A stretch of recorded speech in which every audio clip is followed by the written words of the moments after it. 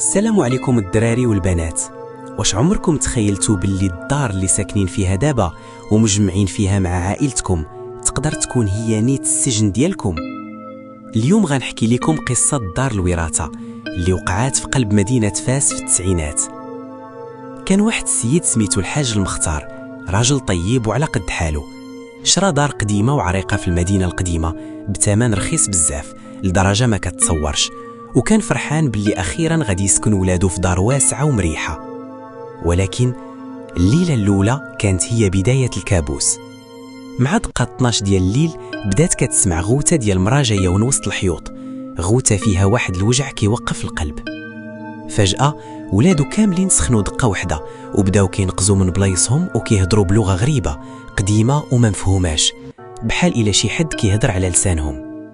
الحاج تخلع ومشى يجري للكوزينة باش يجيب الماء، ولكن الصدمة كانت كبيرة. ملي حل الروبيني خرج واحد السائل سخون وغامق بدل الماء، والريحة ديالو خنزت الدار كاملة في ثواني.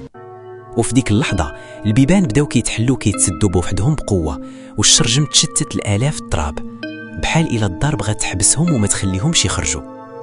الحاج بدا كيقرا القرآن والدموع في عينيه، وفجأة شاف خيال كحل داز من قدامه وغبر في حيط ديال الكوزينة. بلا ما يفكر شاد شاكوش وبدا كيضرب في داك الحيط، ومع كل ضربة الدار كتهز بحال شي زلزال. ملي طاحت أولى طوبة خرجت ريحة خايبة بزاف، وملي توسعات الفتحة لقى واحد المنظر اللي عمره ما غينساه. جثة ديال المرأة مدفونة واقفة، يديها مربوطين بسلاسل ديال الحديد وفمها مخيط بخيط كحل. هاد الجثة كانت هي القربان اللي كان حابس شي حاجة خايبة في ديك الدار لسنين طوال، وملي تحل الحيط بحال إلا تحلو بيبان الجحيم.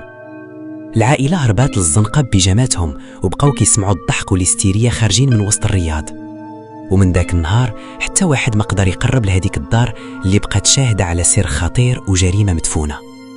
وقبل ما نسالي بغيت نسولكم، واش عمركم وقع لكم شي حاجة غريبة في داركم وما لقيتوش ليها تفسير؟ خليوا لي الجواب ديالكم في الكومنتير، وما تنساوش ديروا لايك وبارطاجي وفعلوا الجرس باش يوصلكم الجديد.